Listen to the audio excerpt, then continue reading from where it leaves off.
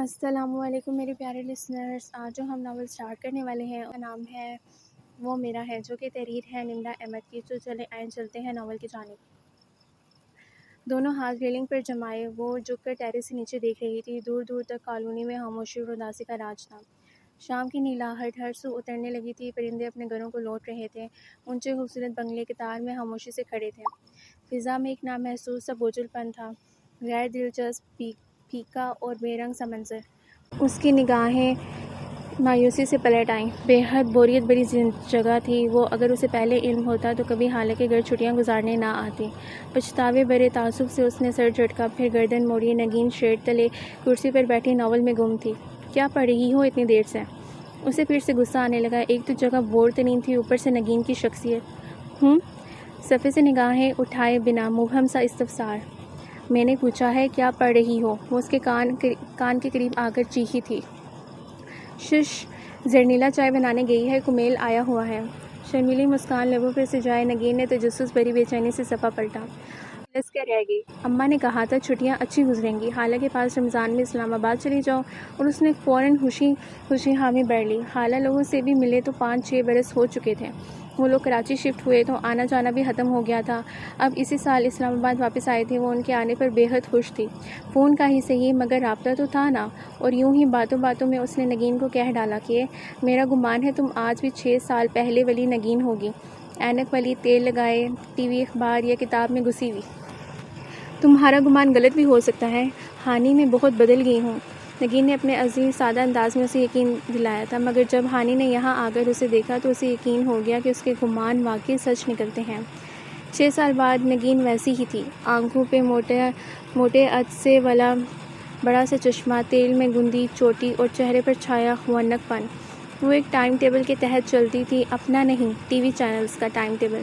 Morning show شروع ہونے سے 1 منٹ قبل وہ جاگتی، پھر چشمہ اٹھایا، بھاگ کر ٹی وی چلایا، پھر پہلے وقفے آنے تک وہ بنا پلک جھپکے اسکرین پر نگاہیں گاڑے بیٹھی ہوتی۔ وقفے میں منہ دھوتے اٹھتی، ٹی وی کے دلدادہ ڈراموں کے نشر مقرر بھی دیکھا کرتی تھی۔ جو وقت ڈراموں سے بچتا ان میں وہ ناولز لے کر بیٹھ جاتی، کرسی پر ٹانگیں چڑھائے، تیل میں گندی چوٹی کندھے پر ڈالے، وہی تاریخی چشمہ پہنے کتاب میں گھس کر پڑھتی۔ نگین اسے بہت بور کر رہی تھی۔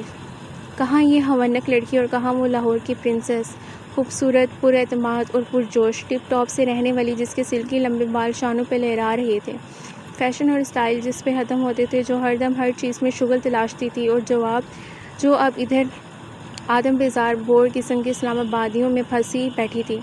اس سے تو بہتر تھا کہ لاہور میں ہی رہتی، جہاں ہر دم رونق اور شغل ہوتا تھا۔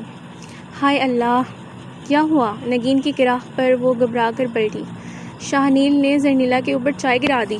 وہ پریشانی سے سینے پہ ہاتھ رکھے پڑھتی جا رہی تھی۔ دفع ہو جاؤ نگین۔ وہ پیر پٹک کر دوبارہ ریلنگ کے پاس چلی آئی تھی۔ کالونی ویسی ہی ویران پڑی تھی، اس کی بوریت انتہا کو پہنچ چکی تھی، اور قریب تھا کہ وہ واپس جانے کا فیصلہ کر لیتی جب اس نے سامنے والوں کے گیٹ میں زن سے داخل ہوتی گاڑی دیکھی۔ ریلنگ پر ہاتھ رکھے ہانی نے گردن اونچی کر کے دیکھا۔ کوئی گاڑی کا دروازہ کھول کر باہر نکل رہا تھا، ایک ہاتھ سے موبائل کان پہ لگائے، دوسرے سے لاک میں چابی گھماتا۔ وہ جو بھی تھا بہت ہینڈسم تھا، نیلی جینز پہ سیاہ شرٹ، لمبا قد اور صاف رنگت۔ وہ اب گیٹ بند کرنے واپس پیچھے کو جا رہا تھا۔ فون بدستور کان سے لگا تھا، اس کے ساتھ ہی گاڑی کے پچھلے دروازے سے ایک گورا نکلا تھا، بلیک واٹر۔ ہانی کے ذہن میں بے اختیار یہ خیال ابھرا۔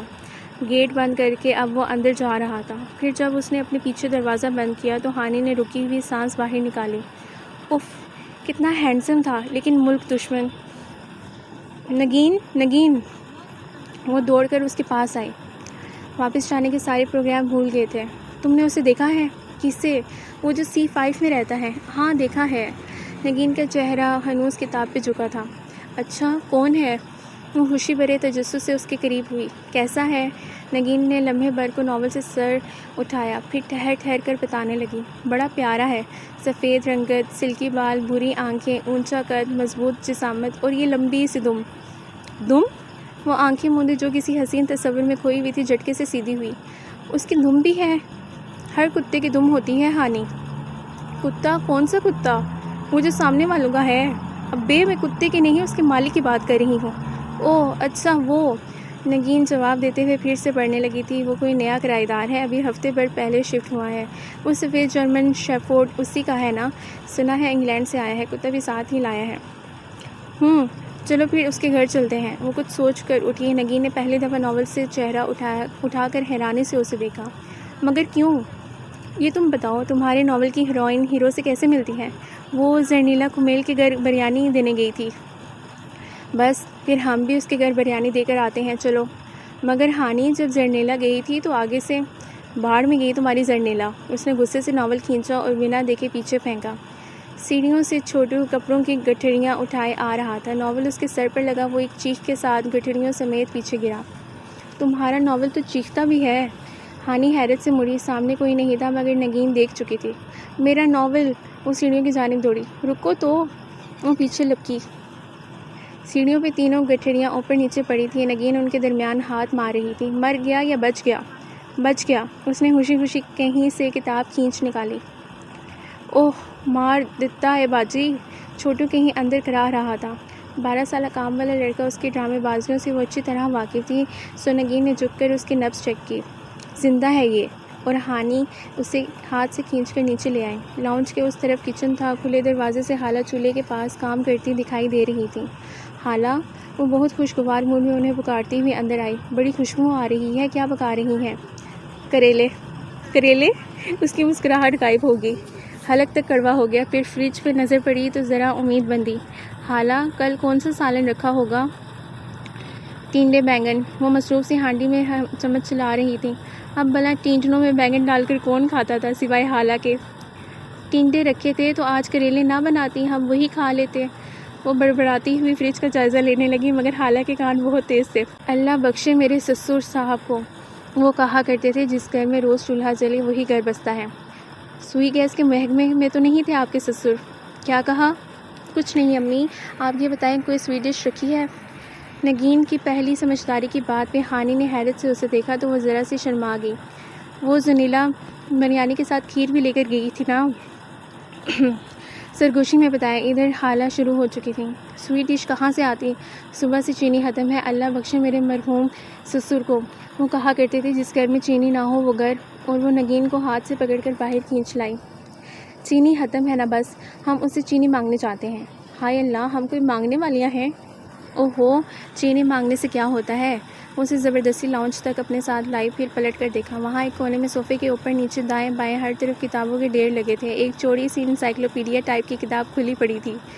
2 ہاتھوں نے اسے تھام رکھا تھا۔ تھامنے والے کا چہرہ کتاب کے پیچھے چھپا تھا۔ سنی، اگر خالہ ہمارا پوچھے تو کہہ دینا کہ ہانی اور نگین کتے والے سے سامنے والوں سے چینی مانگنے گئی ہیں۔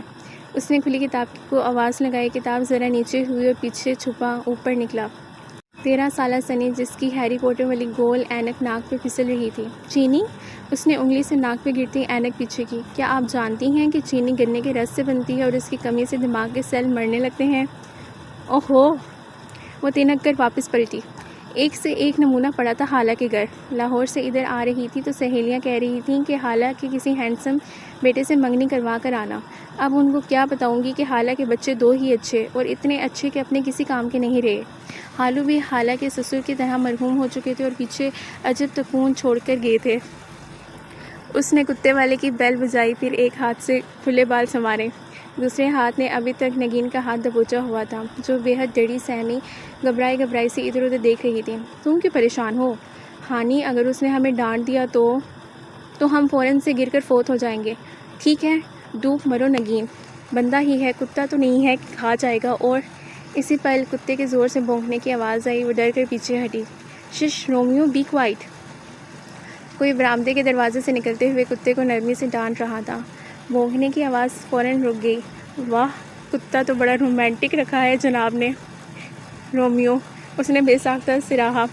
قدموں کی آواز قریب آئی اور گیٹ کا ہک ہٹا، پھر دروازہ اندر کو کھلا۔ فرمائیے۔ وہ اکھڑے اکھڑے تیور لیے سامنے ہوا۔ نگین اس کی کوہنی پکڑے بالکل اس کے پیچھے جا چکی۔ السلام علیکم، ہم سامنے والے گھر میں رہتے ہیں۔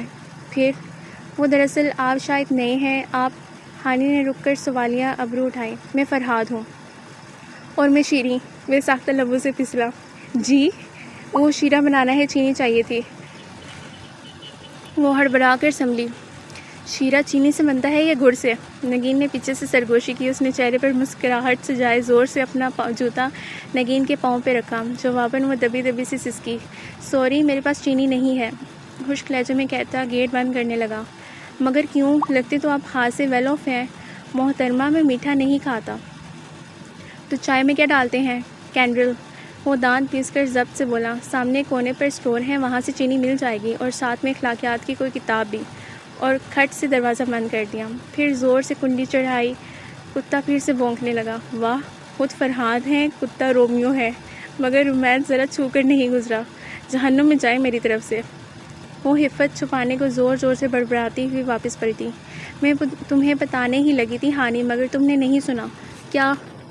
نگین کی شرمندہ آواز پہ وہ چونکی. یہی کہ جب زرنیلا بریانی لے کر گئی تھی تو کمیل نے بھی یہی کہا تھا. نگین نے بے بسی سے سر جھٹکا. وہ پیر پٹک کر آگے بڑھ گئی. اس نے الماری کا پٹ کھولا. سامنے ہی ایک استری شدہ نیا ریڈی میڈ جوڑا لٹکا ہوا تھا. جدید تراش حراش کا جوڑا، خوبصورت جوڑا تھا. ہانی نے حیرت سے پلٹ کر نگین کو دیکھا، جو چہرے کے سامنے کتاب کیے آرام دہ کرسی پہ جھول رہی تھی. اس وقت اس نے سستی سی لون کا پینڈو سا جوڑا زیب تن کر رکھا تھا. یہ جوڑا کس کا ہے؟ میرا. بنا سر اٹھائے جواب ملا. کون لایا تھا؟ اسے یقین نہ تھا کہ نگین کی پسند اتنی زبردست ہو سکتی ہے. امی. تو پہنتی کیوں نہیں ہو؟ خالہ رشیدہ نے بتایا تھا کہ اس پہ سایہ ہے. کیا؟ اس نے گھبرا کر الماری بند کی اور دونوں ہاتھ جاڑے. پھر ایک دم ٹھٹک کر پلٹی. یہ خالہ رشیدہ کون ہے؟ پتہ نہیں. کتاب پر سر جھکائے نگین نے شانے اچکائے. تو تمہیں کہاں ملی؟ خواب میں. خواب میں نے دیکھا کہ ایک بوڑھی خاتون میرے پاس آئیں اور انہوں نے بتایا کہ ان کا نام خالہ رشیدہ ہے، اور یہ کہ ان سارے کپڑوں پہ سایہ ہے، سو ان کو میں نہ پہنا کروں، اس لیے میں نہیں پہنتی. بالکل بدو ہو تم. وہ جارحانہ انداز میں الماری کی طرف بڑھی، پھر رک گئی. کیا پتہ واقعی ان پہ سایہ ہو، ورنہ خالہ رشیدہ کو کیا شوق تھا نگین کے خواب میں آنے کا. آہستہ سے الماری سے پرے کھسک آئی. سنو نگین. چند لمحے بعد اس نے اسے پکارا. تمہارے پڑوسی کے پاس چلتے ہیں. پھر آپ کیا بہانہ کریں گے؟ تمہاری اس رنگیلا نے کیا اگلا بہانہ کیا تھا؟ زرنیلا.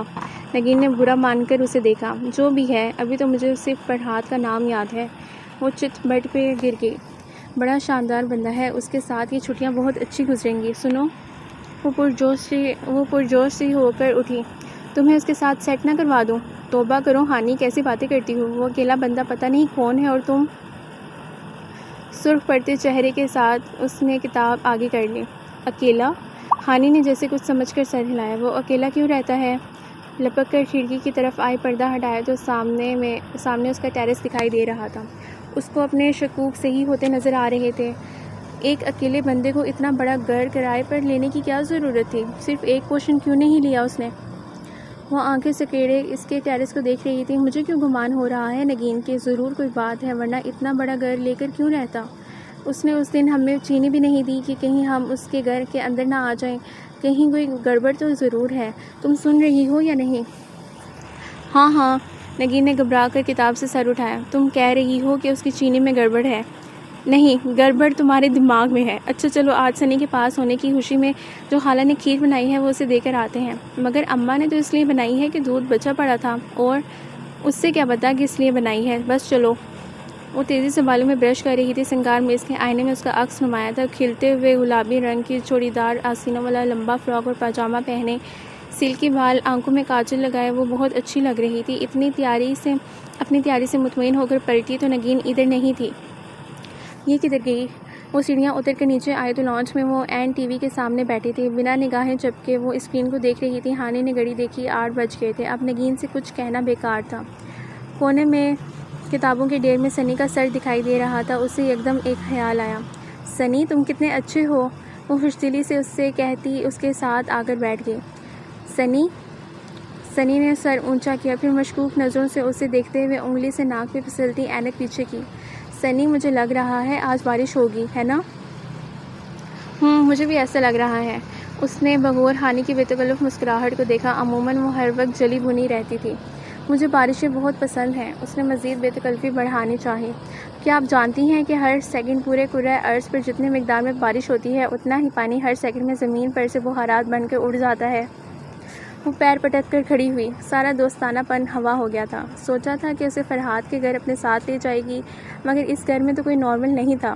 خالہ پوچھے تو بتا دینا کہ میں ذرا پڑوس میں جا رہی ہوں۔ سنی نے شانے اچکا پھر سے کتاب چہرے کے سامنے کر لی۔ وہ کچن میں آئی، فریج سے کھیر نکالی، پھر ٹرے میں چھوٹے ڈونگے میں ڈال کر سیٹ کی اور پھر اوپر پلیٹ رکھی، جالی دار کپڑے سے ڈھکا۔ ایک نظر خود کو سلیب کے چمکتے ماربل میں دیکھ کر اوپر اوکے کیا اور باہر چلی آئی۔ بجلی گئی ہوئی تھی اور گیٹ کھلا تھا، اس کے دونوں ہاتھوں میں ٹرے تھی، سو گیٹ کیسے بجاتی، یا پھر تجسس فطرت غالب آ گئی۔ وہ بنا دستک دیے اندر گھس آئی۔ کتا ٹانگیں پسارے سو رہا تھا، اس نے شکر ادا کیا۔ برآمدے سے اندر کھلنے والی کھڑکی کا دروازہ نیم ہوا تھا۔ وہ آہستہ سے دبے پاؤں برآمدے کی سیڑھیاں چڑھنے لگی جب اندر سے آتی آواز نے اس کے قدم روک دیے۔ جی سر، آپ فکر نہ کریں۔ اور پھر ایک جاندار سا کہا، وہ فرہاد ہی تھا۔ ہانی ذرا سی دیوار کی اوٹ میں ہو گئی۔ مجھ پر بھروسہ رکھے، میں نے کہا نا میں بلاس چاند رات کو ہی کروں گا۔ اچھا ہے عید والے دن لوگوں کے گھر صفِ ماتم بچھی ہو، کتنا مزہ آئے۔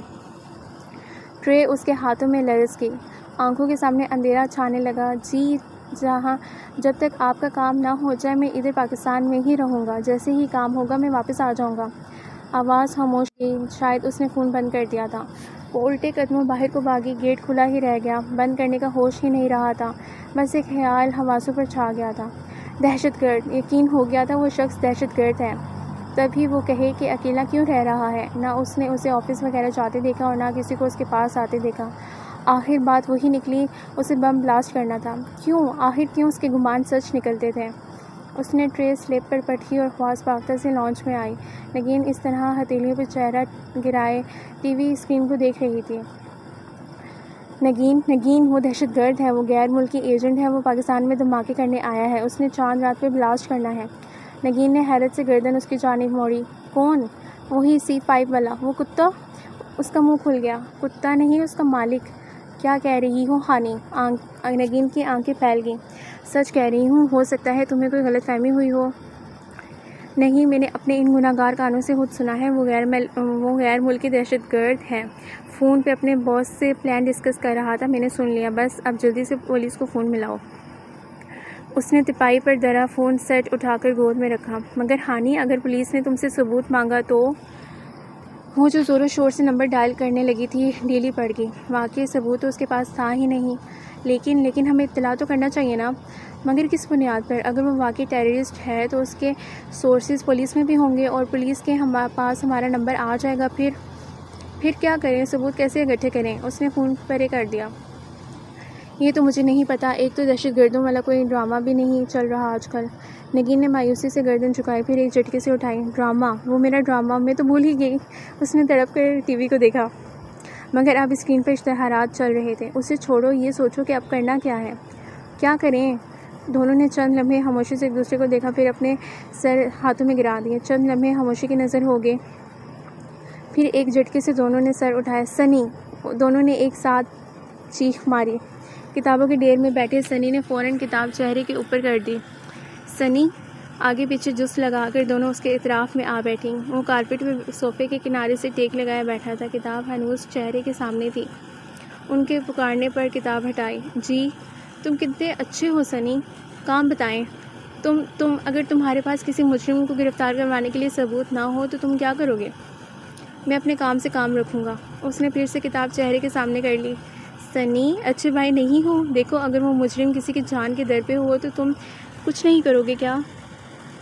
سنی نے کتاب بند کر کے میز پہ رکھی، پھر انگلی ٹھوڑی پہ رکھے اوپر دیکھتے ہوئے سوچنے لگا۔ ہاں، تب میں اسے گرفتار کرواؤں گا، مگر کیسے؟ یاد رکھو تمہارے پاس اس کے خلاف ثبوت نہیں ہے۔ میں اس کی جاسوسی کر کے ثبوت اکٹھے کروں گا۔ ہانی اور نگین نے ایک لمحے کو ایک دوسرے کو دیکھا، پھر سنی کو۔ اور یہ جاسوسی کیا ہوتی ہے؟ جاسوسی؟ اس نے ناک پہ پھسلتی اینک پیچھے کی۔ کیا آپ جانتی ہیں کہ جاسوسی اعصاب کا کھیل ہے؟ یہ صرف مضبوط اعصاب سے ہی کھیلا جا سکتا ہے۔ مزید تفصیلات کے لیے طارق اسماعیل ساگر کی کتاب ملاحظہ فرمائیں۔ کوئی کتاب پڑھ کر جاسوس نہیں بن سکتا سنی، ہمیں ایک ٹیچر چاہیے۔ سنی نے مسکرا کر پھر اینک پیچھے کی۔ مجھ سے اچھا ٹیچر آپ کو نہیں مل سکتا۔ اب وہ ڈیر میں ہاتھ ڈالے کوئی کتاب نکال رہا تھا۔ جاسوسی کا پہلا سٹیپ، ٹارگٹ کی روٹین کا جائزہ۔ سنی کاؤچ پہ بیٹھا، پاؤں زمین پہ رکھے کتاب سے پڑھ کر بول رہا تھا۔ وہ دونوں کھڑکی کے سامنے جڑی بیٹھی تھی۔ سنی نے کہیں سے ایک دوربین نکال کر ان کو دے دی تھی اور اب اس سے آنکھوں سے لگائے ہانی ٹارگٹ کی ہر حرکت بتا رہی تھی، جو کہ ساری جو کہ ساتھ بیٹھی نگین تیزی سے نوٹ بک پہ لکھے جا رہی تھی۔ لکھو صبح 7 بجے وہ کتے کو لے کر واک پر نکلتا ہے، 8 بجے واپس آیا، پھر اس نے لان میں بیٹھ کر چائے پی۔ اس کا کتا چائے بھی پیتا ہے؟ نگین نے بے یقینی سے سر اٹھایا۔ جواباً ہانی نے زور سے اسے کوہنی ماری۔ لکھو ٹارگٹ نے چائے پی، اب وہ اخبار پڑھ رہا ہے۔ نگین تیزی سے لکھ رہی تھی۔ اب وہ کسی کو فون ملا رہا ہے۔ ایک تو اس دوربین سے آواز کیوں نہیں آتی؟ یہ بھی لکھوں؟ نگین نے رک کر پوچھا۔ ہانی نے اسے مارنے کے لیے کشن اٹھایا اور وہ دونوں ہاتھ سر پہ رکھے نیچے ہوئی۔ پہلے 3 دنوں میں انہوں نے اس کی روٹین اچھی طرح سمجھ لی۔ وہ صبح واک کے لیے گھر سے نکلتا یا پھر رات کو 7-8 بجے کے قریب، پھر رمضان شروع ہو گئے مگر اس کی روٹین برقرار ہی رہی اور اب بھی وہ رات 8 بجے خوب تیار ہو کر گاڑی پہ نکل جاتا۔ پھر رات 11 کے قریب ٹیرس پہ موبائل کان سے لگائے ہنس ہنس کر باتیں کرتا دکھائی دیتا۔ 11:30 بجے تک وہ سونے چلا جاتا اور وہ دوربین رکھ دیتی۔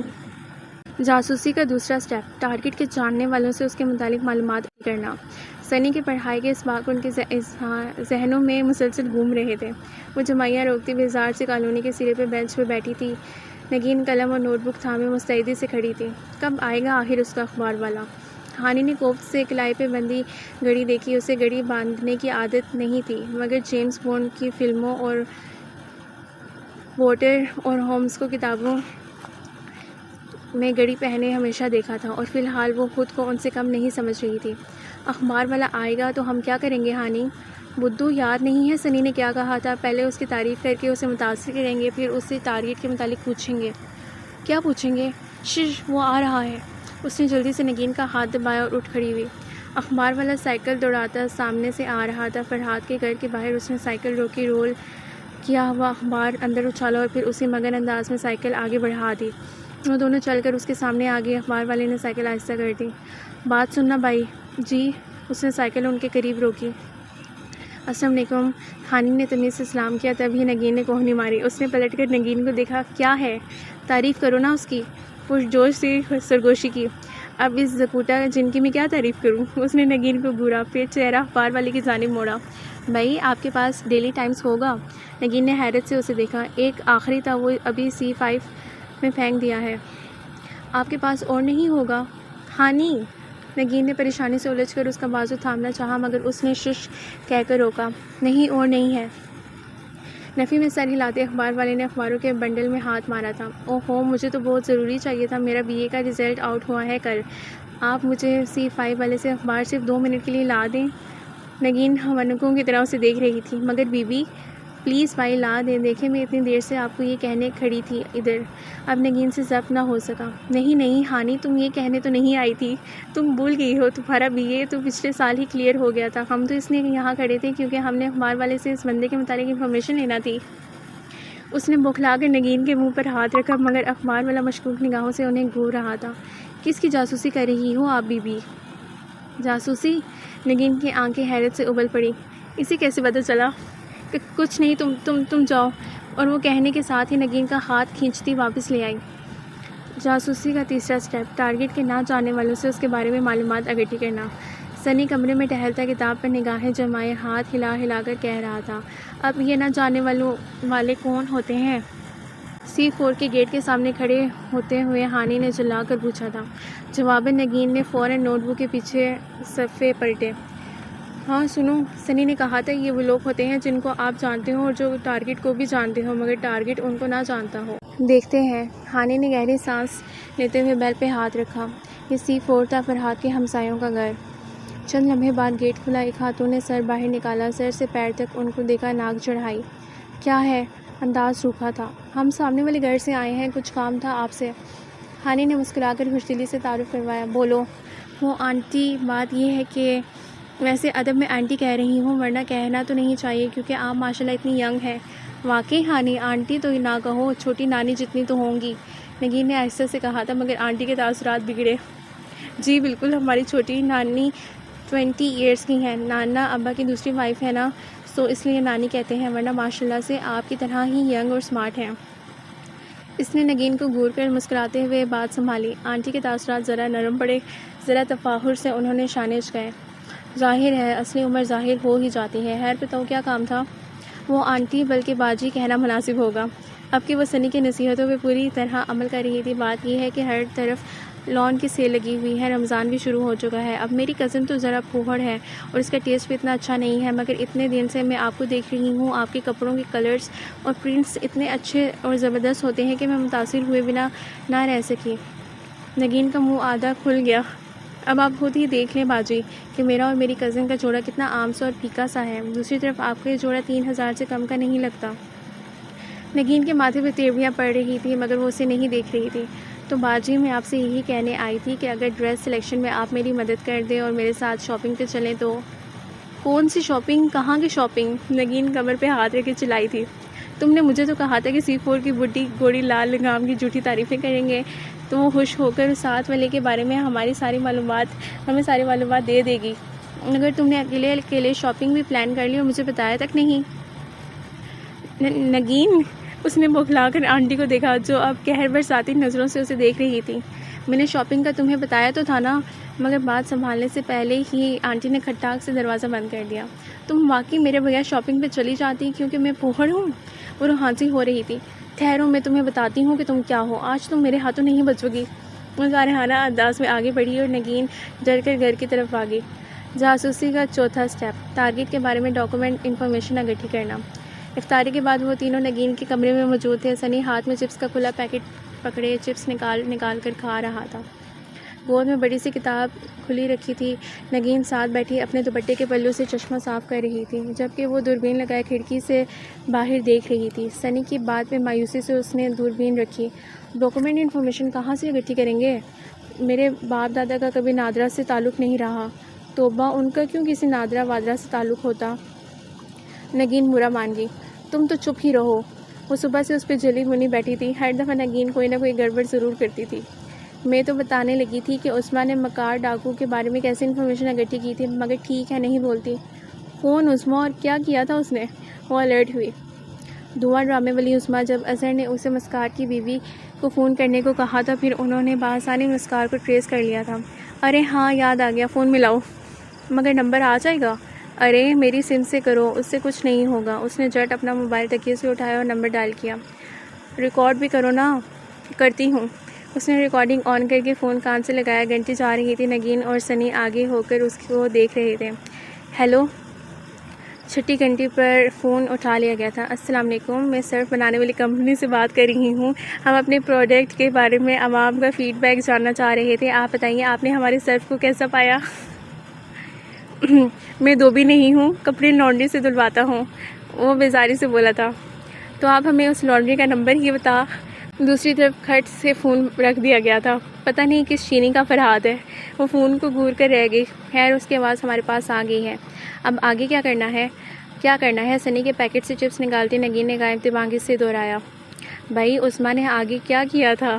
وہ اظہر نے ریکارڈنگ SHO کو سنوائی تھی اور SHO مسکار کی بیوی کی آواز پہچان گیا تھا، مگر ہماری کہانی میں نہ اظہر ہے نہ SHO۔ یہ تو میں نے سوچا ہی نہیں۔ کاش تم کبھی سوچنے بھی لگو نگین۔ اس نے بیزاری سے فون واپس پھینکا۔ اتنا وقت برباد کر دیا اور حاصل بھی کچھ نہ ہوا۔ ویسے اس کے مالک مکان کے پاس اس کے ڈاکومنٹس تو ہوں گے۔ چند لمحوں بعد وہ سوچ کر بولی، لیکن مالک مکان کا نمبر تو ہمارے پاس نہیں ہے۔ مگر اس چینی کے میاں کے پاس تو ہوگا نا۔ میرے پاس ایک آئیڈیا ہے۔ چھوٹو چھوٹو، وہ اونچا چھوٹو کو پکارتی اپنا موبائل تلاش کرنے لگی۔ دوربین آنکھوں سے لگائے وہ موبائل کان پہ رکھے بیٹھی تھی۔ نگین نے اپنا کان اس کے کان کے ساتھ لگے موبائل سے جوڑ رکھا تھا۔ اب چھوٹو اس کے سامنے کھڑا تھا۔ دوربین سے دیکھتی مدھم آواز میں کہہ رہی تھی۔ سامنے والے لان میں وہ کرسی پہ ٹانگ رکھے بیٹھا تھا۔ چھوٹو اس کے سامنے تھر تھر کانپتا کھڑا تھا۔ کیا بات ہے، کون ہو تم؟ ہانی کے کان سے لگے موبائل سے فرحاد کی آواز بخوبی سنائی دے رہی تھی۔ اس کی کال نگین کے موبائل سے ملی ہوئی تھی جو چھوٹو کی جیب میں چھپا تھا۔ وہ جی، مجھے میرے صاحب نے بھیجا ہے۔ ہم آپ سے پہلے اس گھر میں رہتے تھے۔ ہمارا کچھ سامان ادھر رہ گیا ہے جس کے لیے ہمیں مالک مکان سے رابطہ کرنا ہے۔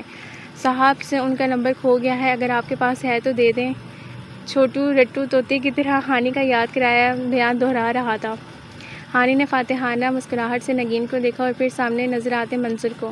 اچھا، فرحاد نے آنکھیں سکیڑ کر چھوٹو کو اوپر سے نیچے تک دیکھا۔ تمہارا نام کیا ہے؟ نام؟ چھوٹو کے رہے سے اوسان جانے لگے۔ نام کا بتانا تو اسکرپٹ کا حصہ نہیں تھا۔ کیوں، تمہیں اپنا نام نہیں آتا؟ وہ جی، باجی نے کہا تھا کہ کتے والا جو بھی فضول پوچھے جواب نہیں دینا۔ ہانی نے بے اختیار اپنے سر پہ ہاتھ مارا۔ فرحاد کے لبوں کو ایک جاندار مسکراہٹ چھو گئی۔ تمہاری باجی نے اور کیا کیا کہا تھا؟ وہ جی، چھوٹو ذرا شرما گیا۔ انہوں نے کہا تھا کہ اگر میں یہ کام کر دوں تو جس کڑی سے چاہوں وہ اس سے میرا بیاہ کروا دیں گی۔ تمہاری باجی نے کوئی میرج بیورو تو نہیں کھولا ہوا؟ نا جی، وہ کیوں گیرج کھولیں گی، بہت پڑھی لکھی ہیں، وہ لاہور سے آئی ہیں۔ چگت ذلیل، اب نام ہی نہ بتا دے، وہ دوربین آنکھوں سے لگائے غصے میں کھول رہی تھی۔ تو جا کر اپنی پڑھی لکھی باجی سے کہو کہ کوئی والا پوچھ رہا ہے۔ میرے شفٹ ہونے سے ہفتہ پہلے تو اس گھر کی تعمیر مکمل ہوئی ہے، اس سے پہلے تو یہاں یہ گھر خالی پلاٹ تھا۔ آپ کیا اس میں جھگی لگا کر رہتی تھی؟ جی۔ اس کے سخت ہوتے تیوروں پہ چھوٹو الٹے قدموں واپس بھاگا۔ رومیو زور زور سے بونکنے لگا۔ گرتا پڑتا چھوٹو باہر آیا تھا۔ آئے ذرا، اسے میں بیاہ کرواتی ہوں اس کا۔ ہانی نے دوربین ایک طرف رکھی اور آستینے موڑ لی۔ اب اس کا سارا غصہ چھوٹو پہ نکلنا تھا۔ جاسوسی کا 5واں سٹیپ۔ وہ دونوں اداسی سے کھڑکی سے لگے نیچے فرحاد کے گیٹ کو دیکھ رہی تھی جہاں وہ واک کے لیے نکل رہا تھا جب سنی نے پیچھے سے آ کر بولا، کیا؟ ان دونوں نے پلٹ کر دیکھا۔ ٹارگٹ کا تعاقب، ٹارگٹ جہاں بھی جائے اس کا پیچھا کیا جائے گا۔ ان دونوں نے ایک دوسرے کو دیکھا، پھر اگلے ہی پل باہر کو بھاگی۔ مگر کچھ کہتا سنی ہڑبڑا کر سائڈ پہ ہوا۔ وہ دونوں دوڑ کر باہر نکلی اور اب تیزی سے آگے پیچھے سیڑھیاں اتر رہی تھی۔ مگر ہاتھ سے فاصلے سے آپا۔ سنی نے تعصب سے بات مکمل کی لیکن وہ عجلت میں سنے بغیر ہی جا چکی تھی۔ فرحاد بھی اپنے گیٹ سے چند قدم آگے ہی بڑھا تھا۔ ہاتھ میں کتے کی زنجیر تھی جو کہ دم ہلاتا مزے سے اس کے پیچھے جا رہا تھا۔ ہانی گیٹ پہ آ کے ایک لمحے کو رکی، پھر دوپٹہ سر پہ لے کر خاصا آگے تک کر لیا۔ نگین نے فوراً تقلید کی۔ وہ دونوں اب سر جھکائے تیز تیز قدموں سے اس کے بالکل پیچھے چلنے لگی تھیں۔ وہ زنجیر پکڑے اپنے خوبصورت برطانوی لب و لہجے میں انگریزی میں کتے سے باتیں کرتا ان سے چند قدم ہی آگے تھا۔ تھوڑی دور جا کر وہ ایک دم رکا۔ ان دونوں کو بھی بریک لگے۔ لمحے بھر کو ٹھہر کر وہ پیچھے مڑا۔ وہ بھی ہڑبڑا کر پیچھے کو پلٹی۔ چند ثانیے وہ ان دونوں لڑکیوں کی پشت کو دیکھتا رہا، پھر سر جھٹک کر واپس پلٹا۔ وہ پھر سے دوپٹوں کے گھونگھٹ نکالے اس کے پیچھے ہو لی۔ چند قدم آگے فرحاد ایک دم رکا اور کتے کی زنجیر کھینچتا ایک طرف کھڑا ہو گیا۔ وہ جو اس کے پیچھے ناک کی سیٹ میں چلی آ رہی تھی بوکھلا گئی، مگر اس کے سوا کوئی چارہ نہ آتا کہ اب چلتی ہی رہتی۔ سو سر جھکائے آگے بڑھ گئی۔ وہ وہیں سڑک کے کنارے کھڑا رہ گیا۔ یہ رک کیوں گیا ہے؟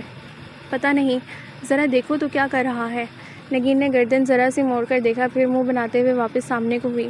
دونوں کتے کھڑے ہم پہ ہنس رہے ہیں۔ پھر اب ہم کیا کریں، چلتے ہی رہیں؟ نگین نے شانے اچکا دیے۔ ہانی جھنجھلا کر تیز تیز قدم اٹھانے لگی۔ سارے سٹیپ فیل ہو گئے ہیں تمہارے، کوئی کام کی بات بتائی ہے تم نے ابھی تک؟ وہ نیم جان سی کوچ پہ گری سنی پہ برس رہی تھی جو اطمینان سے کتاب چہرے کے سامنے کیے بیٹھا تھا۔ اب تو صبح کی گرمی، اوپر سے روزے میں واک۔ اب اس آدھے انگریز کا تو پتہ نہیں روزہ تھا یا نہیں کہ روز ہی واک پہ نکل کھڑا ہوتا تھا، مگر وہ تو بے حال ہو رہی تھی۔ آپا، میں نے کہا بھی تھا کہ فاصلے سے تعاقب کیجیے گا۔ خواب میں کہا ہوگا، ہم نے تو نہیں سنا۔ اور کیا فائدہ ہوا تعاقب کرنے کا؟ کون سی معلومات ملی ہمیں؟ کیا آپ جانتی ہیں کہ تعاقب کے دوران ٹارگٹ جس سے بھی ملے یا جو گفتگو کرے اس شخص سے بھی معلومات مل سکتی ہیں؟ آہو، مگر وہ بات کر رہا تھا اپنے پیارے کتے سے۔ اب میں کیا کتے سے اس کی زبان میں بو بو شروع کر دیتی؟ بے شک کتے سے گفتگو میں بھی کلیو مل سکتا تھا۔ سنی بات ماننے کو تیار نہ تھا۔ جانے بھی دو، وہ بول رہا تھا انگریزوں والی پھوپھا انگریزی، جبکہ مجھے تو انگریزی فلموں کی انگریزی بھی بغیر پڑھے سمجھ میں نہیں آتی۔ اس کی ہاک آنا تھی۔ وہ تیز پنکھے تلے بے حال سی لیٹی کراہے جا رہی تھی، صرف اس لیے کہ اس گننے مسنے کو شک نہ ہو۔ وہ کالونی کے پورے 3 چکر کاٹ کر آئی تھی۔ مگر ہانی، شام کو بھی تو وہ کہیں جاتا ہے، تب بھی تو اس کا پیچھا کیا جا سکتا ہے نا؟ میں نہیں کر رہی کوئی پیچھا، مجھے معاف رکھو۔ اس نے ہاتھ جوڑ دیے۔ نگین گھٹنوں پہ سر رکھے کچھ سوچنے لگی۔ یہ الگ بات تھی کہ افطاری کے بعد ذرا معدے کو قرار آیا تو وہ سارے دعوے بھول بھال کے پھر سے اس کے تعاقب کے لیے تیار ہو گئی۔ کار انہوں نے کالونی کے سرے پہ روکی ہوئی تھی۔ وہ جانتی تھی کہ فرحاد یہیں سے گزر کر نکلے گا اور واقعی چند ہی منٹ بعد اس کی گاڑی زن سے ان کے برابر سے گزری۔ چلو، اس نے فوراً ایکسیلیٹر پر دباؤ بڑھا دیا۔ آج وہ بہت احتیاط سے اس کا پیچھا کر رہی تھی، مگر نگین بہت ڈری ہوئی تھی۔ ہانی، اگر کسی نے ہمیں پکڑ لیا تو؟ ڈراؤ مت یار۔ اسے خود بھی ڈر لگ رہا تھا، کہاں وہ پورا ایک عادی مجرم اور کہاں وہ صرف 2 عدد تنہا معصوم جوان لڑکیاں۔ ہائے اللہ، اسے خود پہ ترس آنے لگا۔ مگر ملک و قوم کے لیے؟ ہاں نگین، ملک و قوم کے لیے ہمیں یہ کرنا ہوگا۔ اس نے جوش سے اسٹیئرنگ وہیل پہ ہاتھ مارا۔ یہ بازی عشق کی بازی ہے، یہ بازی۔ تمہیں اس سے عشق ہو گیا ہے؟ نگین کو شوق لگا۔ ارے اس سے نہیں، ملک و قوم سے ہے۔ اس نے جھنجھلا کر موڑ کاٹا۔ فرحاد کی گاڑی سامنے ہی تھی۔ ارے یہ ہسپتال کیوں آیا ہے؟ ہسپتال کی پارکنگ میں اسے گاڑی بڑھاتے دیکھ کر وہ دونوں حیران ہوئی تھیں۔ کیا پتا اس کا وہ باس بیمار ہو، یقیناً کسی غریب کی بددعا لگی ہوگی۔ وہ اب گاڑی سے نکل کر اس کے پیچھے آئی تھی۔ ریسیپشن کے قریب فرحاد جیب سے موبائل نکالتے ہوئے رکا اور چمکتی اسکرین کو دیکھا، پھر چند بٹن دبائے، شاید کسی میسج کا جواب دے رہا تھا۔ موقع اچھا تھا، وہ اس سے پہلے ہی اندر آ گئی۔ اگر اپنے باس سے ملنے آیا ہے تو ریسیپشن سے پتہ پڑھنے ضرور آئے گا۔ آؤ۔ ہانی اس کا ہاتھ ہمیں فرنٹ ڈیسک پہ لے آئی۔ اب وہ ریسیپشن ڈیسک پہ کوہنی رکھے فرحاد کی سمت پشت کیے منتظر تھی کہ وہ کب آئے۔ نگین سامنے ستون کی اوٹ میں نوٹ بک اور پین لیے تیار کھڑی ہو گئی۔ شیشے کا دروازہ کھول کر وہ اندر آتا دکھائی دیا۔ بے حد پر اعتماد اور مغرور انداز میں چلتا وہ سیدھا ریسیپشن ڈیسک کی طرف آیا، جہاں ہانی نے اسے آتے دیکھ کر پوری طرح اس کی طرف پشت کر لی۔ ایک تو کم بخت بھلا کا ہینڈسم تھا، اوپر سے تھا بھی دشمن۔ ایکسکیوز می سسٹر، قریب آ کر اس نے اپنے خوبصورت لب و لہجے میں پکارا۔ ایک اتنا ڈیشنگ بندہ آپ کو سسٹر کہہ کر بلائے تو آپ کا دل اپنا تو نہیں، اس کا سر دیوار میں دے مارنے کا ضرور چاہے گا۔ جی سر، ریسیپشنسٹ نے خوش دلی سے جواب دیا۔ شکر ہے اسی کو سسٹر کہا تھا۔ وہ بے اختیار اس کی مشغول ہوئی۔ ڈاکٹر نعمان کہاں ہوں گے؟ اس کے بالکل ساتھ کھڑا پوچھ رہا تھا۔ قیمتی مسحور کن پرفیوم کی مہک اس کے ہوش اڑائے جا رہی تھی۔ وہ رہے ڈاکٹر نعمان۔ وہ شکریہ کہہ کر کوریڈور کی طرف مڑ گیا۔ نگین ستون کے پیچھے سے نکلی اور ڈیسک سے ہٹی۔ دونوں ساتھ ملی اور پھر ایک ساتھ ہی اس کے پیچھے چل پڑی۔ دفتن وہ رکا، آہٹ محسوس کر کے پلٹا، وہ بھی بوکھلا کر واپس مڑی۔ اس نے آنکھیں سکیڑ کر چند لمحے ان کو دیکھا، پھر سر جھٹک کر آگے بڑھ گیا۔ تب یہ سامنے سفید اوور آل بازو پر ڈالے ایک ڈاکٹر آتا نظر آیا۔ فرحاد کو دیکھ کر اس کے لبوں پر ایک جاندار مسکراہٹ ابھری۔ ارے یہ عید کا چاند ہوئے فرحاد حسن کب طلوع ہوئے؟ ڈاکٹر نعمان نے گرم جوشی سے گلے سے لگا لیا۔ پہلی کام کی بات پتہ چلی، اس کا پورا نام فرحاد حسن ہے۔ نگین ہانی کے ساتھ ان دونوں کی طرف پشت کیے کھڑی جلدی جلدی نوٹ بک پہ قلم گھسیٹنے لگی۔ بکو مت، اور سوری یار میں پہلے نہیں آ سکا۔ انکل کی طبیعت اب کیسی ہے؟ لکھو ٹارگٹ نے باس کے لیے انکل کا کوڈ استعمال کر رکھا ہے۔ اس نے نگین کے کان میں سرگوشی کی۔ اب بہتر ہے، آؤ تمہیں ملواتا ہوں۔ اور تم سناؤ تمہاری پرنسس کیسی ہے؟ ابھی تمہاری قید میں آئی یا نہیں؟ قید؟ وہ چونکی۔ نگین کے بھی کان کھڑے ہو گئے۔ قید میں تو بس سمجھو وہ آ ہی گئی ہے۔ وہ مبہم سا مسکرایا۔ ہانی کا روا کانپ اٹھا۔ سوچ لو کہیں اس زبردستی پہ زنجیریں توڑوا کر بھاگ نہ جائے۔ تو اس نے کسی لڑکی کو زنجیروں سے قید کر رکھا ہے؟ وہ شدید صدمے میں گری ان کی باتیں سن رہی تھی۔ ہماری زنجیریں بڑی مضبوط ہیں، نہیں بھاگے گی، بے فکر رہو۔ وہ دونوں اب باتیں کرتے دور جا رہے تھے۔ ہانی نے پھٹی پھٹی آنکھوں سے پلٹ کر ان دونوں کی طرف دیکھا اور پھر نگین کو۔ یہ لڑکیاں بھی اغوا کرتا ہے؟ ہاں، اور ہم بھی لڑکیاں ہیں، مجھے ڈر لگ رہا ہے اگر اس نے ہمیں دیکھ لیا تو۔ بھاگو! وہ نگین کا ہاتھ کھینچ کر دھڑکتے دل کے ساتھ اسے باہر لے آئی۔ بس کچھ دن کے تعاقب کی بات ہے، پھر اسے گرفتار کروا ہی لیں گے، ہانی جوش سے کہتی نگین کے ہمراہ گھر میں داخل ہوئی تھی۔ کل قیدی لڑکی کا سن کر آج انہوں نے فرحاد کا واک پہ پورا کا پورا پیچھا کیا تھا۔ گو کوئی کامیابی تو نصیب نہ ہوئی تھی مگر ان کا جوش دیدنی تھا۔ میرا گمان ہے کہ آج کل میں اس جگہ ضرور جائے گا جہاں اس نے اس معصوم لڑکی کو چھپا رکھا ہے، اور تب ہم۔ سامنے کڑے تیور لیے بیٹھی خالہ کو دیکھ کر ہانی نے زبان کو بریک لگائے۔ خالہ؟ وہ بامشکل مسکرائی۔ کہاں سے آئی ہو؟ لاہور سے۔ آپ بھول گئی پیاری خالہ؟ اس نے مسکرا کر آنکھیں جھپکی مگر خالہ کے تیور اچھے نہ تھے۔ اللہ بخشے میرے سسر مرحوم کو، وہ کہتے تھے لڑکیوں کو دوست ہونے کا نوالا، مگر دیکھو عقاب کی نظر سے۔ ان کے دور میں مشیر ناپید تھے کیا؟ اسے محاورے کی ٹانگ توڑنے پہ سخت غصہ آیا۔ بکو مت، وہ فرماتے تھے لڑکیاں اگر یوں لوڑ پھرے تو مانو کوئی گڑبڑ ضرور ہے۔ بالکل درست فرما گئے تھے، اور نہیں تو کیا۔ وہ تائیدی انداز میں سر ہلاتی ان کے پاس بیٹھنے لگی۔ خبردار جو مجھے مکھن لگایا وہیں سامنے ہو جاؤ۔ خالہ! وہ روحان سے ہو گئے مگر نگین نے ہاتھ سے پکڑ کر اپنی طرف کھینچا کہ تم کٹی لومڑی اکیلی کیوں ہو؟ اب میری بات کان کھول کر سنو۔ صبح میرے پاس فرحاد آیا تھا۔ کون فرحاد؟ اس نے معصومیت سے نگین کو دیکھا۔ ہاں، اب تمہاری یادداشت جواب دے گئی ہے نا؟ خالہ تنزیہ بولی۔ وہ کہہ رہا تھا کہ اس کالونی کی لڑکیاں اخلاق و تہذیب سے بالکل آری ہیں۔ ٹھیک کہہ رہا تھا، واقعی اس کالونی کی لڑکیاں بڑی بد تہذیب ہیں۔ وجہ فرمایا آپ نے۔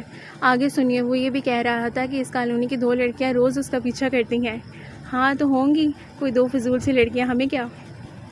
ہمیں یہ ہے ہانی بیٹا کہ حیرت انگیز طور پر ان دو لڑکیوں کا حلیہ بھی تم دونوں سے بہت ملتا ہے۔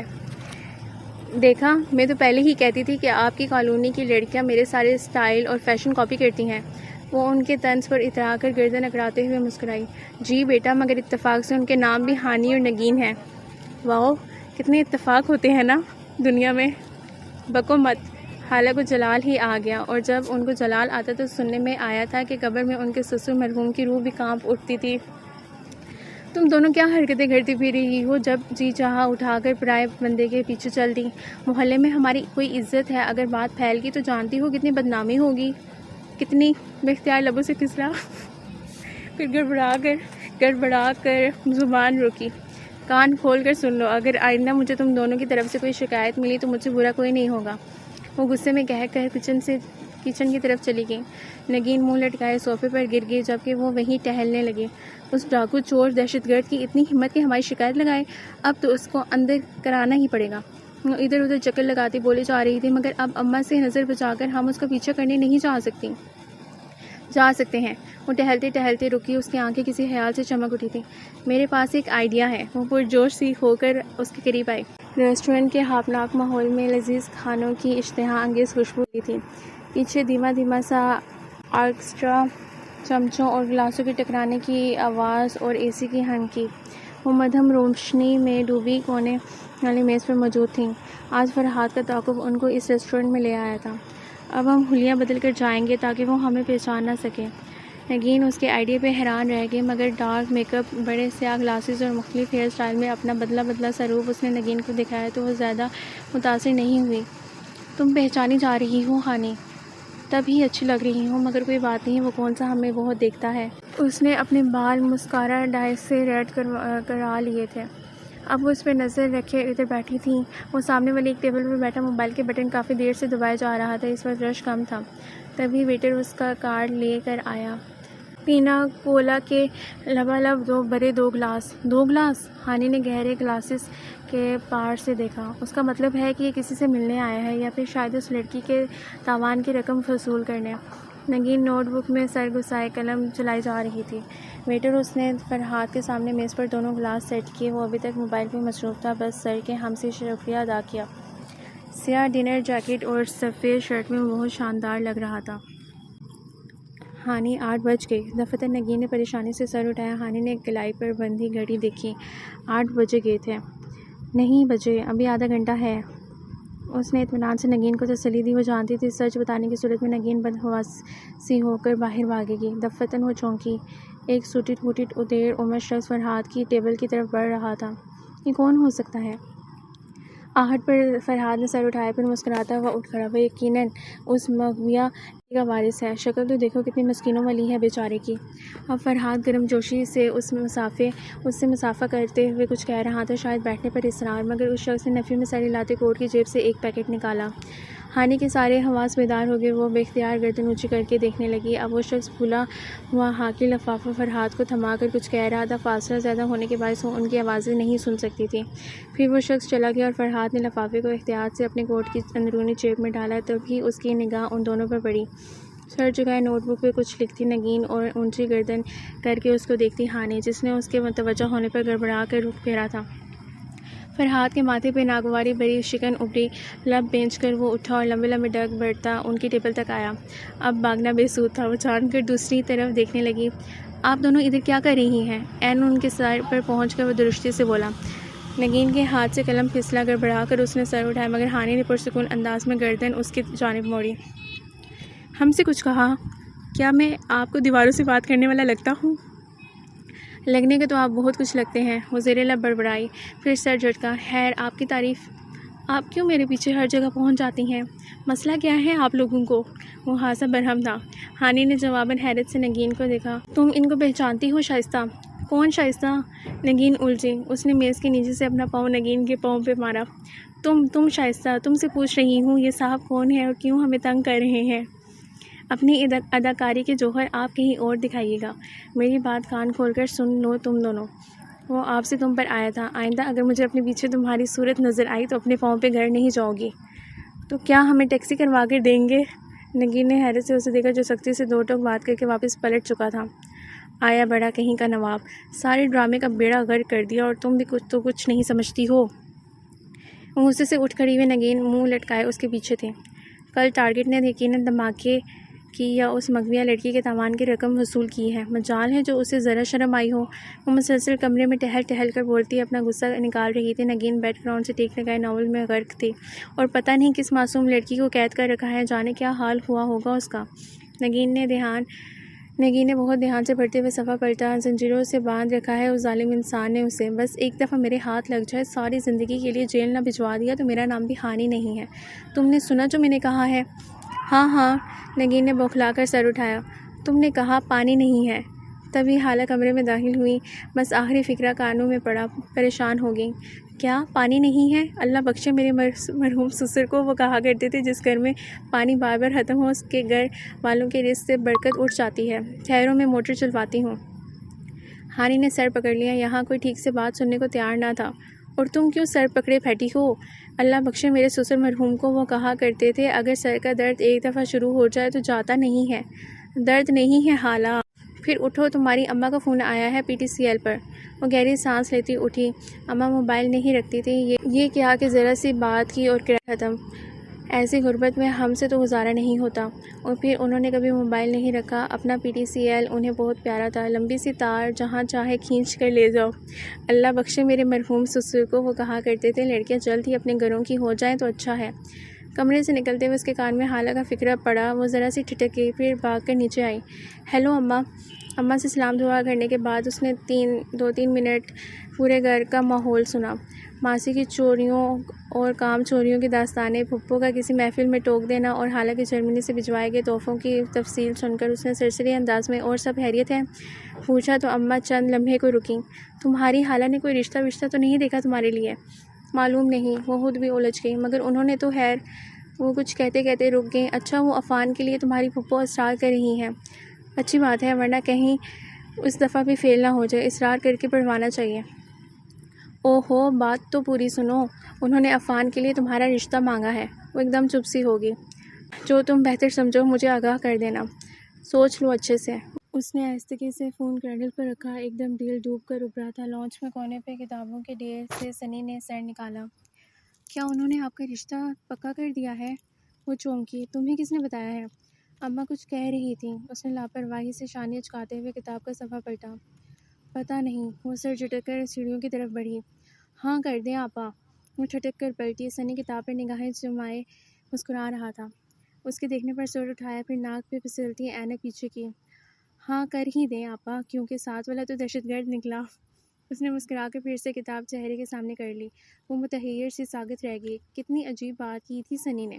سر جھٹک کر وہ تیز تیز سیڑھیاں چڑھتی اوپر آئی۔ دل کی حالت عجیب ہو رہی تھی۔ نگین اسی طرح بیک گراؤنڈ سے ٹیک لگائے ناول میں غرق تھی۔ وہ کھڑکی کے سامنے آئی، وہ پردہ ہٹایا، پھر دوربین اٹھا کر آنکھوں سے لگائی۔ تب ہی فرحاد کی گاڑی اس کے پورچ میں رکی، کیونکہ ساتھ والا تو دہشت گرد نکلا۔ عفان کا رشتہ، ساتھ والا۔ چپ کرو، اس نے اندر اٹھتی آوازوں کو گرکا۔ وہ ڈرائیونگ ڈور کھول کر نکلا، پھر پچھلی سیٹ سے چند شاپنگ بیگز نکالے۔ وردہ D9 جنریشنز، یہ خالص زنانہ شاپنگ کیوں کر کے لایا ہے؟ وہ اب شاپنگ بیگز تھامے چابی سے دروازے کا لاک کھول رہا تھا۔ کہیں یہ اس مغویہ لڑکی کے لیے تو نہیں لایا؟ یعنی وہ لڑکی اس کے گھر میں ہے؟ اگلے گمان نے اسے ہلا دیا۔ ہاں، جیسے ناولز میں ہوتا ہے۔ نگین بھی ناول چھوڑ کر دوڑی چلی آئی۔ اس کو اس لڑکی سے پیار ہو گیا ہوگا، تبھی زبردستی نکاح کرنے کے لیے قید کر رکھا ہوگا۔ اب پیار ہوگا تو اتنی مہنگی شاپنگ کر کے لایا ہے، ورنہ یاد ہے D9 کے پیرنٹس تو ہم دور سے دیکھ کر گزر جاتے تھے۔ پیار؟ اسے عجیب سا لگا، دل کی حالت غیر ہونے لگی۔ وہ کیا کسی اور سے پیار کر سکتا ہے؟ کیا ایسے ممکن ہے؟ وہ ساتھ والا تو دہشت گرد نکلا۔ ایک دم اس نے دوربین بیڈ پر رکھ دی اور خود تیزی سے کمرے سے باہر نکل آئی۔ جاسوسی کا چھٹا سٹیپ۔ سنی میز پر پاؤں رکھے صوفے پہ بیٹھا بول رہا تھا، ٹارگٹ کے گھر اور سامان کی تلاشی۔ اس نے مجھے اپنی نوکرانی تو نہیں رکھا، ورنہ میں یہ ضرور کر لیتی۔ اس نے تلخی سے سر جھٹکا۔ آج کل وہ بات بے بات تلخ ہو جاتی تھی۔ رہ رہ کر زنجیروں میں جکڑی ایک خوبصورت لڑکی تصور ذہن میں ابھرتا جسے منت کر کے وہ ظالم مگر ہینڈسم بندہ کچھ کھلا رہا ہوگا۔ دفعہ دور۔ وہ چڑ کر کھڑی ہو گئی۔ اب وہ عاجز آ گئی تھی اس کی جاسوسی سے۔ اوپر کمرے میں آئی تو نگین آنکھوں سے دوربین لگائے کھڑکی کے سامنے بیٹھی تھی۔ ہانی، اسے آتے دیکھ کر وہ خوشی سے اس کی طرف گھومی۔ کیا ہے؟ فرحاد ابھی ابھی گھر سے نکلا ہے، میری بلا سے دنیا سے بھی چلا جائے۔ مگر دل نے پوچھا، کیا واقعی؟ تو وہ دل سے نگاہیں چرا کر رہ گئی۔ ہانی سنو تو میں نے خود دیکھا ہے، وہ دروازہ لاک کرنا بھول گیا ہے۔ وہ مغویہ یقیناً اس کے گھر میں قید ہوگی، چلو چل کر اسے آزاد کراتے ہیں۔ کوئی ضرورت نہیں ہے، اسے اس لڑکی سے اب رتی برابر بھی ہمدردی نہ تھی۔ گنی مسنی ادائیں دکھا کر پھنسا رکھا ہوگا بیچارے کو، اچھا ہے وہیں سڑتی رہے۔ مگر وہ بیچارہ کب سے ہو گیا ہانی؟ کوئی اس کے اندر ہنسا تھا، مجھے نہیں پتا۔ وہ جھنجھلا گئی۔ کس سے لڑ رہی ہو؟ کچھ نہیں، تم بتاؤ کیا کہہ رہی تھی؟ اس کا گھر کھلا ہے، چلو اس لڑکی کو آزاد کروائیں۔ مگر اس سے کیا ہوگا؟ وہ بے دلی سے بیٹھی رہی۔ بھائی وہ لڑکی اس کے خلاف پولیس کے سامنے گواہی دے گی۔ ہانی نے چونک کر اسے دیکھا۔ اگر اس نے گواہی دی تو کیا فرحاد اس سے نفرت کرنے لگے گا؟ اور نہیں تو کیا، جو ہمارے خلاف گواہی دے اس سے ہمیں نفرت تو ہو ہی جاتی ہے۔ سچی؟ وہ خوشی سے اٹھ کر بیٹھی، پھر سنبھل گئی، چہرے پر سنجیدگی طاری کر لی۔ چلو۔ وہ دونوں اندھیرے میں آنکھیں پھاڑ پھاڑ کر دیکھتی آہستہ آہستہ چل رہی تھی۔ لائٹ کا سوئچ ہاتھ ہی نہیں آ رہا تھا، اس نے ضرور لڑکی کو تہہ خانے میں چھپا کر رکھا ہوگا۔ مگر اس کالونی کے تو سارے گھروں کے ڈیزائن ایک سے ہیں ہانی، اور یہ تو کرایہ دار ہے، تہہ خانے کیسے بنوا سکتا ہے اتنی جلدی؟ ایک تو تم اتنی عقل مندی کی باتیں نہ کیا کرو۔ چلو پھر کمروں میں دیکھ لیتے ہیں۔ وہ سہج سہج کر آگے بڑھ رہی تھی۔ لانچ میں گپ اندھیرا تھا۔ وہ دیواروں کا سہارا لیے ذرا آگے آئی تو ایک دروازے سے ہاتھ ٹکرایا۔ ہانی نے دروازہ دھکیلا، چڑ کی آواز کے ساتھ وہ کھلتا چلا گیا۔ ہانی مجھے ڈر لگ رہا ہے۔ تم مجھے تو نہ ڈراؤ۔ ہائے ہانی، اگر اس کے گھر میں جن بھوت ہوا تو؟ نگین میری جان تو مت نکالو۔ اس کا اپنا دل زور زور سے دھڑک رہا تھا۔ بمشکل خود پہ قابو رکھے اس نے کمرے میں قدم رکھا۔ اے سی کی ہنکی ابھی تک باقی تھی، کسی قیمتی پرفیوم کی مہک کمرے میں پھیلی تھی۔ وہ اندھوں کی طرح ٹٹولتی آگے بڑھ رہی تھی جب گھٹنا کسی سخت چیز سے ٹکرایا۔ اف، وہ کرا رہ گئی، پھر ہاتھ سے ٹٹولا، لکڑی کا سرا تھا، شاید بیڈ کی پائندی۔ یہ تو اس کا بیڈ روم ہے، آؤ کسی اور کمرے میں دیکھیں۔ تبھی پورچ میں گاڑی رکنے کی آواز آئی۔ اوہ گاڈ، وہ واپس آ گیا۔ ان کے رہے سے اوسان بھی جاتے رہے۔ اب کیا کریں؟ چلو کہیں چھپتے ہیں۔ کھڑکی کے پردے ذرا سرکائے، باہر سے چھن کر آتی چاندنی میں اسے کونے میں رکھے کشن نظر آئے۔ آؤ۔ وہ نگین کا ہاتھ تھامے اس کی طرف بڑھ گئی۔ لانچ کے داخلی دروازے کا ہینڈل ایک کلک کے ساتھ کھلا اور باری بورڈ داخل ہونے کی آواز آئی۔ وہ دونوں کشن کے پیچھے بیٹھ گئے، ایک بڑا کشن اوپر رکھ لیا اور پیچھے جھولتا پردہ اس پر ڈال دیا۔ لانچ کے فرش پر جوتوں کے چلنے کی آواز آ رہی تھی۔ ہانی کا سانس رکنے لگا۔ اگر پکڑی گئی تو؟ اسے چشمے تصور میں اپنا آپ زنجیروں میں جکڑا دکھائی دے رہا تھا۔ وہ بیڈ روم کی طرف آ رہا تھا۔ قدموں کی چاپ نزدیک آ گئی تھی، تبھی نگین نے ہولے سے سرگوشی کی۔ ٹائم کیا ہوا ہے؟ فرحاد کا ہیبلا سا اسے دروازے میں کھڑا دکھائی دے رہا تھا، وہ جیسے متلاشی نگاہوں سے ادھر ادھر دیکھ رہا تھا۔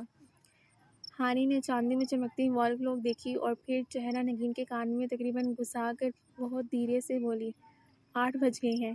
کیا؟ نگین حلق کے بل چلاتی ہوئی کھڑی ہو گئی۔ کشن نیچے گرا، پردہ ہٹ گیا، ساتھ ہی فرحاد نے لائٹ آن کر دی۔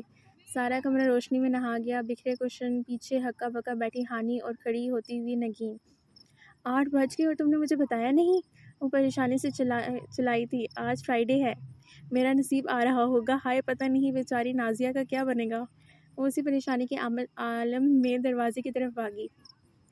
فرحاد راستے میں کھڑا تھا مگر نگین کو جیسے ہوش ہی نہ تھا۔ ہٹیں جی، اسے ایک طرف کر کے باہر نکل گئی۔ ہانی شاکڈ سی بیٹھی رہ گئی۔ اس کے سامنے ہی کھڑے تھا، سینے پہ بازو باندھے، دیوار سے ٹیک لگائے وہ کڑے تیوروں سے اسے گھور رہا تھا۔ میرا نصیب کے چکر میں نگین اس کا نصیب غارت کر گئی تھی۔ آپ نیچے کیوں بیٹھی ہیں مس ہانی؟ اوپر آ کر بیٹھی ہیں نا۔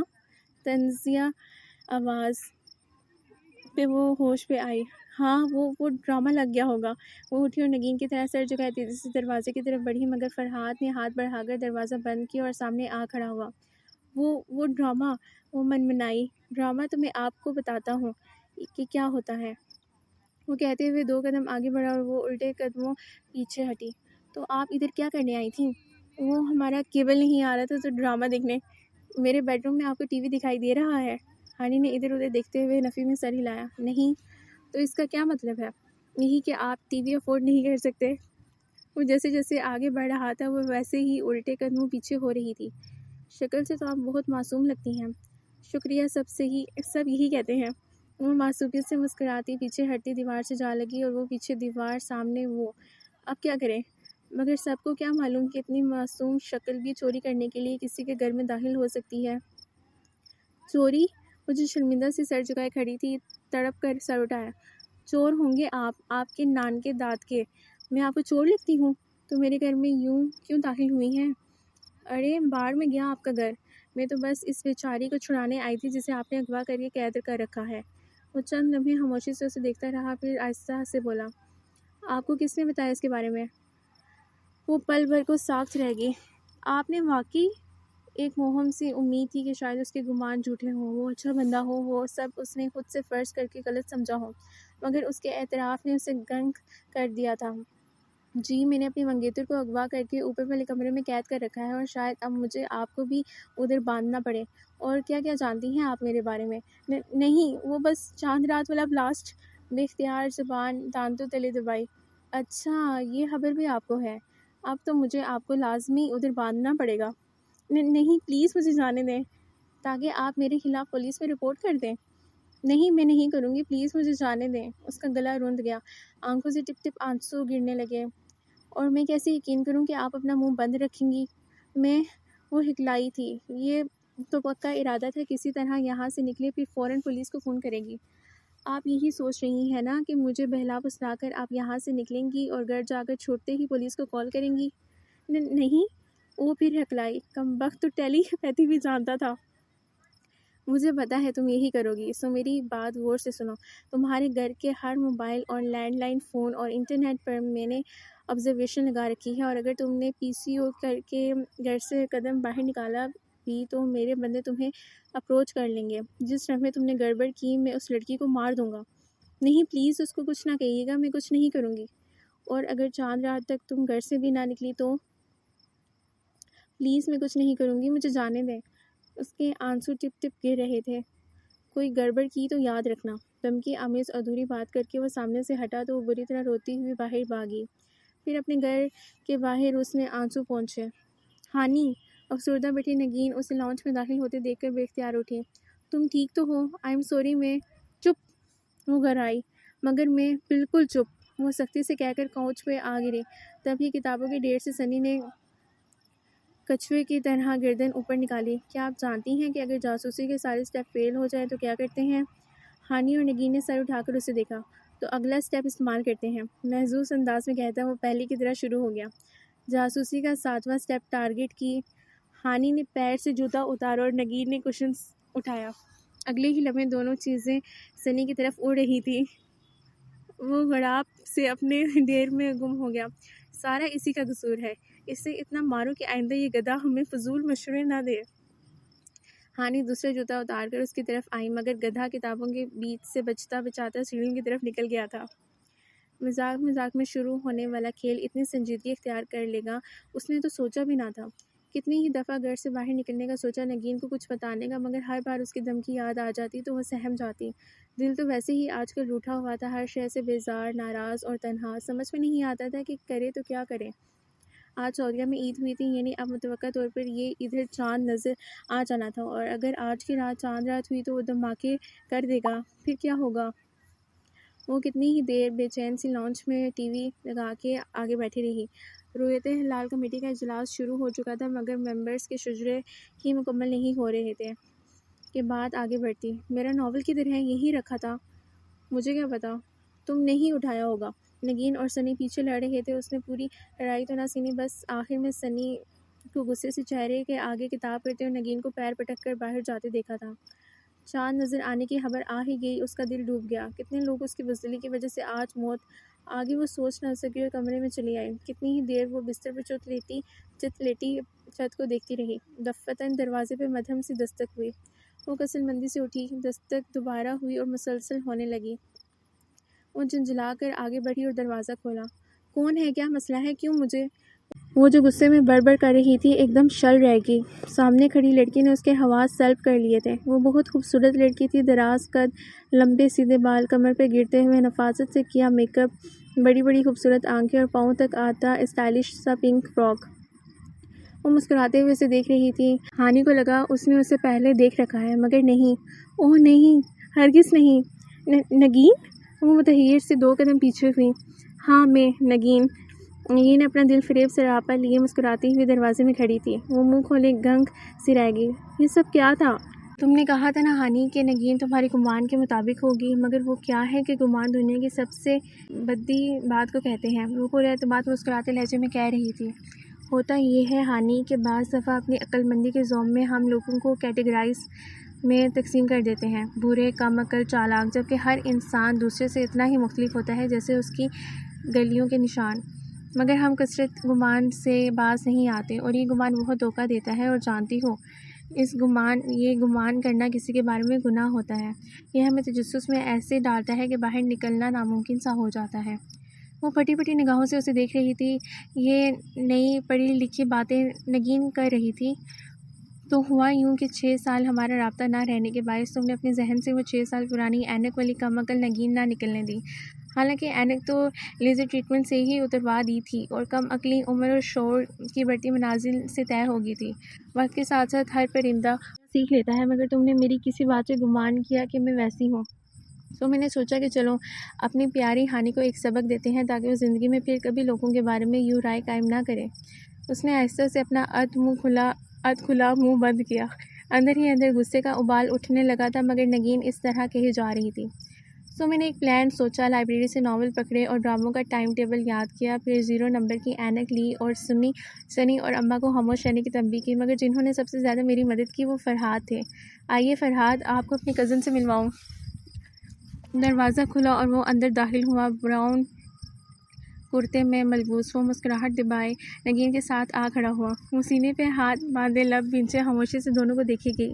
یہ فرحاد ہیں، حسن چچا کے بیٹے، حال ہی میں MBA کر کے انگلینڈ سے آئے ہیں۔ چچا اور باقی لوگوں نے بھی عید کے بعد آنا ہے، سو بڑی فیملی کے باعث انہوں نے پورا گھر رینٹ پہ لیا ہے، اور یہ میرے پلان کا حصہ بھی نہیں تھے، مگر جب تم نے ان کی باتیں سنی جن میں یہ حسن چچا سے ایک انکشاف کر کے فیملی میں دھماکہ کرنے کی بات کر رہے تھے، اور دھماکے کے پیچھے بم کا لفظ تم نے خود ایڈ کر لیا تھا، تو ہم نے سوچا چلو ایسا ہے تو ایسا ہی صحیح۔ جب شک کی اینک فٹ کر کے دیکھا تو ان کا ہر عمل مشکوک نظر آیا، چاہے آفس کے کوئی کاغذات لینے ریسٹورینٹ گئے، یا دوست کے والد کی عیادت کے لیے ہسپتال، یا پھر منگنی کی زنجیروں میں محاورتاً اپنی منگیتر کو چیک کرنے کا ذکر کیا، تم نے ان پر شک ہی کرتی رہی۔ چاند رات میں انہوں نے اسی لڑکی کے حوالے سے ایک دھماکہ کرنا تھا، مگر خیر آئی ہوپ کہ اس معصوم شرارت پہ تم ہمیں معاف کر دو گی، کیونکہ ہم تمہارے اچھے دوست بھی ہیں نا۔ نگین نے شرارت سے چمکتی آنکھوں سے فرحاد کو دیکھا، جس میں مسکراہٹ دباتے شانے جھکا دیے۔ یہ آپ دونوں کا معاملہ ہے، میں کیا کہہ سکتا ہوں؟ اس نے سلگتی نگاہوں سے فرحاد کو دیکھا۔ وہ غصے کی اداکاری، حالہ کو لگائی شکایتیں، سب ڈرامہ تھا، اور میرے اللہ، ان کے سسر مرحوم قبر سے پوچھنے آئے۔ اچھا گفٹ دیا ہے آپ نے مجھے عید کا، اس بار لہجے میں کہتی بیڈ پر اپنا موبائل تلاش کرنے لگی۔ ابھی 2 بجی تھی، شاید اس کے موبائل پہ کوئی میسج آیا تھا۔ فرحاد نے نگین کو دیکھا تو اس نے سب ٹھیک ہو جائے گا اشارہ کیا، پھر ہانی کی جانب پلٹی۔ تو تم نے ہماری شرارت معاف کر دی نا؟ ہانی نے موبائل بیڈ سے اٹھایا اور چمکتی اسکرین کو دیکھتے ہوئے شانے جھکا دیے۔ معافی کا اختیار ہم بیچاروں کو کہاں حاصل ہے؟ میں کہتی اس نے میسج کھولا، حالانکہ نمبر سے SMS آیا تھا۔ ہانی آپا، اگر آپ ان دونوں سے بدلہ لینا چاہتی ہیں تو جو میں کہوں وہی کریں۔ سنی، اس نے جلدی بکو لکھ کر جواب دی اور سپاٹ چہرہ اوپر اٹھایا۔ آخر سنی بھی تو شریک ہی تھا نا۔ بات یہ ہے ہانی کہ فرحاد نے اپنے مدھم انداز میں کہنا شروع کیا، مگر وہ تیزی سے بات کاٹ کر بولی، آپ میرے نہیں نگین کے کزن ہیں، پلیز مجھ سے مخاطب ہونے کی ضرورت نہیں ہے۔ ہانی دیکھو ناراض تو نہ ہو، نگین پریشان ہوگی۔ تبھی میسج کی بیپ دوبارہ بجی۔ اس نے سر جھکا کر ہاتھ میں پکڑا موبائل دیکھا۔ جاسوسی کا چھٹا سٹیپ، سنی جو کہے اس کی ہاں میں ہاں ملاؤ۔ آگے ایک آنکھ مارتا چہرہ تھا۔ ہانی آپا، دفتن سنی نے دروازے سے جھانکا۔ ان تینوں نے پلٹ کر دیکھا۔ آپ کی فلائٹ کنفرم ہو گئی ہے، حالہ کا لاہور سے فون آیا تھا، پوچھ رہی تھی، میں نے بتا دیا کہ آپ نے 10 بجے کی فلائٹ سے آنا ہے۔ صبح یہی بکنگ کرائی تھی نا؟ نگین نے حیرت سے اسے اور فرحاد نے ذرا پریشانی سے نگین کو دیکھا۔ تم واپس جا رہی ہو؟ ہاں، میری 10 بجے کی فلائٹ ہے۔ اس نے جاسوسی کے چھٹے سٹیپ پر عمل کیا۔ اور حالہ یہ بھی کہہ رہی تھیں کہ آپ نے منگنی کے فنکشن پر اماں کو انوائٹ کر لیا؟ نہیں، میں ابھی کر دیتی ہوں۔ اور سمجھ کر نگین اور فرحاد کی طرف پلٹی جو الجھے سے کھڑے تھے۔ کس کی منگنی؟ میری منگنی، بہت اعتماد سے اس نے بتایا۔ میری پھپھو کے بیٹے عفان سے میری منگنی عید کے تیسرے روز طے ہے۔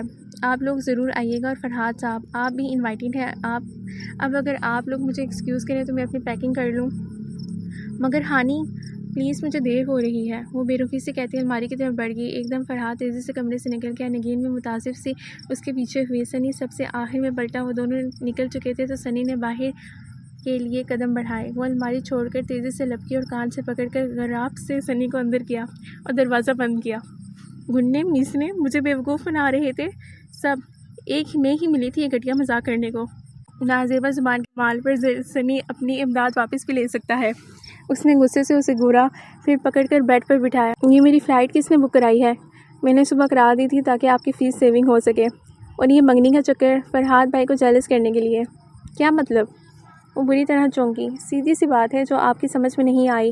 آپ غالباً چھت پر بیٹھی آسمان کے نظارے کر رہی تھی۔ فرحاد بھائی نے آپ کو دیکھا اور فوراً حسن چچا کو فون گھمایا کہ شادی کروں گا تو اسی لڑکی سے۔ وہ لڑکی پسند کرنے ہی ادھر آئے تھے، مگر جب آپ چینی لینے گئیں تو وہاں جان بوجھ کر آپ کو تنگ کرتے رہے۔ نگین آپا نے ان کو جب یہ بتایا کہ آپ ان کے اور ہمارے رشتے کو نہیں جانتی تو انہوں نے چچا کو کہا کہ وہ تھوڑا ٹائم آپ کو تنگ کریں گے، پھر چاند رات پہ بتا دیں گے۔ یہی دھماکہ ابھی وہ کرنے لگے تھے، مگر نگین آپا نے سنی سے ایک ناول کے لیے لڑائی کر کے اس بیچارے کو غداری پر مجبور کر دیا۔ اور وہ زنجیروں والی لڑکی؟ ارے وہ تو اپنے دوست سے شیئر کر رہے تھے کہ عنقریب آپ کو رشتے کی بیڑیاں پہنا دیں گے، کیونکہ اماں خالہ سے سرسری بات تو کر چکی ہیں۔ اصل بات تو چچا کے پاکستان آنے پر ہی ہوگی، اور تب تک اگر آپ کا ایک عدد منگیتر نکل آئے تو سوچیں فرحاد بھائی کتنا جلیں گے۔ کہیں تم اب بھی مجھے؟ اس نے مشکوک نگاہوں سے سنی کو گھورا تو اس نے شانے اچکا دیے۔ سنی ایسا نہیں ہے۔ اچھا، ایک مسکراہٹ اس کے لبوں کو چھو گئی۔ تو وہ اسے پسند کرتا تھا، ورنہ ظاہر تو یہ کر رہا تھا کہ جیسے نگین سے بہت انڈرسٹینڈنگ ہو۔ تیار تو ہو کر دونوں ایسے آئے تھے جیسے ولیمے کے دولہا دلہن ہو۔ گھننے میسنے ختم شد۔ تو میرے عزیز لسنرز، یہ ناول تو ہوا اپنے اختتام پر۔ اگر آپ کو یہ ناول اچھا لگا ہے تو اس کو شیئر کیجیے گا اور میرے چینل کو سبسکرائب کریں تاکہ اس طرح کے مزید انٹرسٹنگ ویڈیوز آپ کو ملتے رہیں۔ Thank you.